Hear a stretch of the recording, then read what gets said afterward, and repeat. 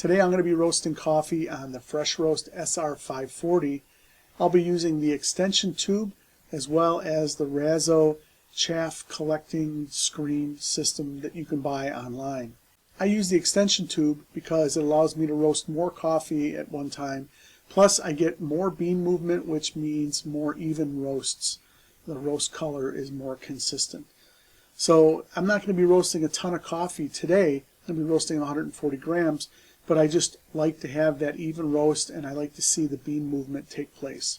I'll be roasting an Ethiopian Yirgicheffe Korache coffee. It's a high elevation coffee, about 1700 to 1900 meters. You can see me here measuring the density, and it weighs out to be 768 on my score. I did a video on density that you can check out. But this puts this into the higher density category, which means that I can apply more heat during this roast without having too many concerns of roasting defects. And that's what we're going to do today. So this roast is going to be a short roast. I'm aiming for about a 7:15, 7:30 roast, total roast time. And we're looking for a really light roast coffee. Some would even consider it maybe a Nordic style roast with a shorter development, a lower drop temperature, and that lighter bean color. I'm aiming for a little under 12% for my moisture loss during this roast. I don't want an underdeveloped bean. I want it to be developed, but I'm definitely going for the light body. The floral notes I want to highlight, as well as some of the juiciness from the acidity that this coffee has. And I'm not looking for any roastiness in this, but I do want good development, as I mentioned. Alright, so here's the interesting part of this roast. I'm going to use one heat setting on the fresh roast, and I'm not going to change it during the entire roast. I will be stepping down my fan, and that is one way to be able to manage heat. But I'm not going to be changing the power setting on the roaster. I'll be roasting with a power setting of 4 for the entire roast, and I'll be starting at a 9 for my air, and I'll work my way all the way down to 4. I'm also going to be using Artisan with this roast, so you'll be able to see that on the screen. I have 2 probes. I have an exhaust probe as well as a bean temperature probe, and both of those will be seen on the display as we roast. You can check out the links that I have in the description for the probes as well as the fidget that I'll be using to connect to Artisan. So let's get started on the roast. Alright, here we go. Charging the roaster, and look at the bean temperature. Bean temperature was 70 degrees and it climbs immediately. So we've got heat, the bean temperature increasing, and look at the exhaust temperature. Some know it as the inlet temperature. This is the air that's being measured that's right below the roasting chamber, so we're not in the bean mass at all, and this is the hottest point of the air that's coming into the roaster, and that's what I'm measuring, and that's what that red line is that you're seeing climb. You're not even going to see the rate of rise right now because it's just skyrocketed. The rate of rise isn't even displaying on Artisan here. The first time you're going to see the rate of rise show up is going to be around 65 for the rate of rise. Alright, we're going to be making a fan adjustment here in about 25 seconds. We're going to go from a 9 to an 8, but notice right now how the exhaust temperature is kind of waning, and this is my first clue that I'm going to start getting ready to start stepping my fan to continue to have that red line increase. My goal is to have that red line increase to over 400 degrees. Which is, what is that in Celsius? It's about 200 C for Celsius.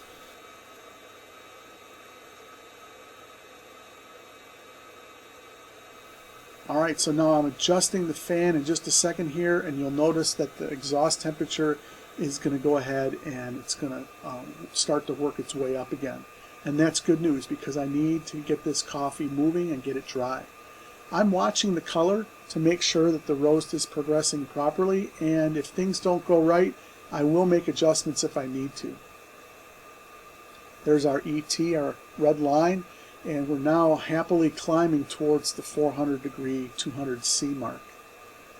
We're at a little over 2 minutes in the roast, and I'm going to be making another step adjustment on my fan here in just a little bit.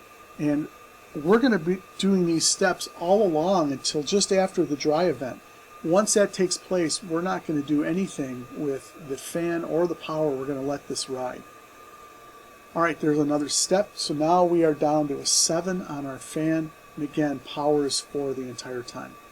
There is our rate of rise coming in from the top, and it was at its peak. 65, I think, was the rate of rise, and we're going to see that drop. And I want it to drop to get down to a manageable, safe place during the middle phase of this roast. So let's watch what happens after the dry event, which is going to take place here in just about 10 seconds. The rate of rise is coming down. It is 35 right now.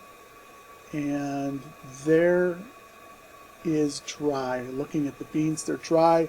Our temperature is 309, which is 154 C, 309 degrees Fahrenheit. So we made our dry event at about 3 minutes, and now we're going to be aiming for a first crack of about 6:15, and we're going to see if we can make that mark. It could go a little shorter or a little faster.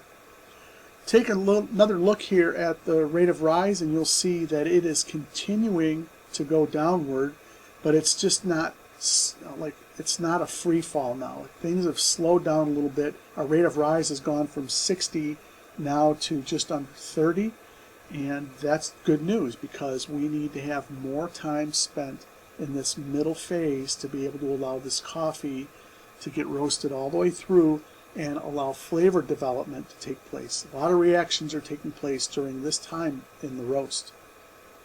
Got good bean movement, and I've stepped down and I made my final step down to a fan speed of 4. From this point on in the roast, I'm not going to be making any more adjustments to the fan or the heat. I mean, I haven't made any to the heat at all, but I'm not making any more adjustments to the fan. Rate of rise is going to continue to decline. Now, if you can, take a look and look down at the 7 or 7.5 minute mark towards the bottom of the graph. That is where I want this line to be directed. That's where I'm headed right now, and it seems like we're in pretty good shape. Bean movement is taking place. I don't have so much bean movement that the beans are flying up into the chaff collector. That's really good. I like to keep the bean loft about halfway up the tube for this 140 gram roast that I'm doing right now. So it's not a lot of coffee, and it's not going to be bouncing in really erratic high elevations inside the tube. All right, we have a couple little steps here that we see taking place in the rate of rise, but things are looking really good right now at 5 minutes and 20 seconds. I'm hoping we're going to get the first crack in about a minute, and then we'll be right on track. Take a look at the exhaust temperature. So I don't want that to go over 450 degrees. I want that to be able to kind of plateau or flatten out, and I think by not making any more adjustments, the heat is almost at its maximum point. So we'll keep an eye on that as well. Rate of rise is now down to 12. That's really good news. First crack should be in less than maybe 20 seconds or so, and then we will be into the development mode. I'm looking to get about 1 minute or a little bit longer of development. I am going to be cooling the coffee in the tube, so I'm going to be using the fresh roast cool mode with the beans left in there, so I am going to get a little extra development over and above the development that I see taking place on Artisan here. Okay, we're at 625. First crack has just taken place at 624, 373 degrees, and that puts us at about, and I'll insert the Celsius. I don't have the Celsius off the top of my head right now. You'll see that on the screen. All right, well, that's really great. We are got a good rolling crack taking place right now. Look at the rate of rise. It's still continuing in that downward trend, and I'm really happy with what I see. I don't have these huge, erratic, large up and down rate of rise spikes taking place. It's a fairly consistent downward trend, except for a couple little humps, and I'm going to get probably one more end here to end the roast. We're getting really close to ending the roast. As a matter of fact, it smells delicious, and we're at 720. We're going to be dropping this coffee in the next 10 or 15 seconds. And now we're going to enter into the cool mode. Here's cool at 7 minutes and 32 seconds. And the beans are still roasting here, so we have a development time or development percentage of about 15%, but I'm imagining we're going to get maybe another percent or two. The temperatures do decrease quickly. You can see on the screen that the bean temperature has already dropped down to 300 degrees, and it's dropping really quick. The exhaust temperature is even cooler. It's at 150, so this coffee is definitely cooling quickly. All right, let's take a look at the end result. We have a total roast time of 7:32, 40 minutes, or I'm sorry, 40% of the roast time was the dry phase, 44.7% is the middle Maillard phase, and then 15% is the development phase. I'm hoping for a juicy coffee. I'm looking for berry notes in this. The color looks really good. I need to knock off some of the chaff that's still stuck to the beans, and we'll get a closer look. But let's measure the moisture loss. 124 grams of roasted coffee, and that's 140 grams of green coffee. Doing the calculation, we end up with 11.43 for our total moisture loss. That definitely throws me into the light roast, and that's exactly where I wanted to be. So I'm really happy about that. And the next thing that we want to do is we want to taste the coffee. We're going to wait a few days to do that and then come back and see what it tastes like. All right, it's been 4 days since we roasted this coffee together, and it caused me to think as I'm getting ready to go in for the taste here. It smells absolutely delicious. But I was thinking, you know, there's probably some of you that have never seen my videos before, and I'm curious what your impressions are of this video. Share your thoughts. If this is the type of content that you like, I'd like to hear your thoughts about what you've seen here and the takeaway for you. For me, I enjoy sharing these videos to my audience. I enjoy learning through the roasting process, and I learn from you. And so my approach isn't necessarily the right approach, it's just the way that I'm doing this, and you're going to see the results from that here in this roast.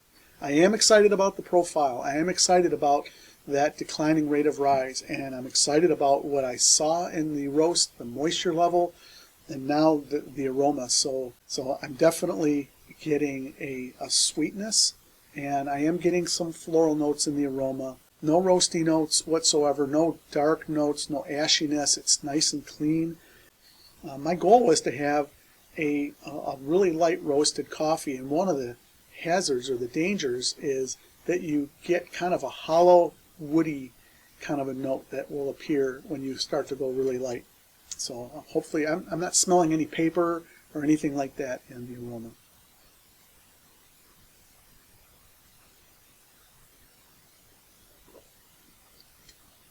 Very complex. There is a sweetness, kind of a syrupiness that's in there. Not real strong, but it's there.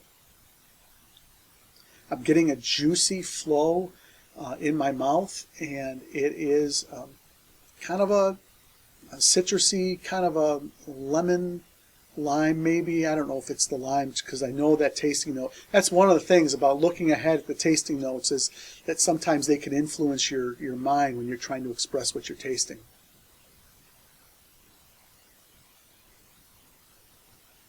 It's very clean. There's no bitterness in the cup. No wood, no hollowness, paper, none of that. This is a really great cup of coffee. I couldn't be happier with this. And I'm excited because I've got more of this left, and I'm going to be able to repeat this. I would be interested in hearing the feedback about how you guys manage your temperatures with the fresh roast, whether you're leaving the power the same and then using the airflow to influence the temperatures. So share those in the comments. I really appreciate you guys being here. I hope you've enjoyed this video. I tried to pack as much in a brief amount of time as possible, so I'd like to hear your feedback on that as well. And as always, for those who aren't subscribers, please do that. That would be awesome. That helps me out, and hit the like button. Thank you so much for joining me today. I hope you guys have a great week roasting, and we'll see you next time.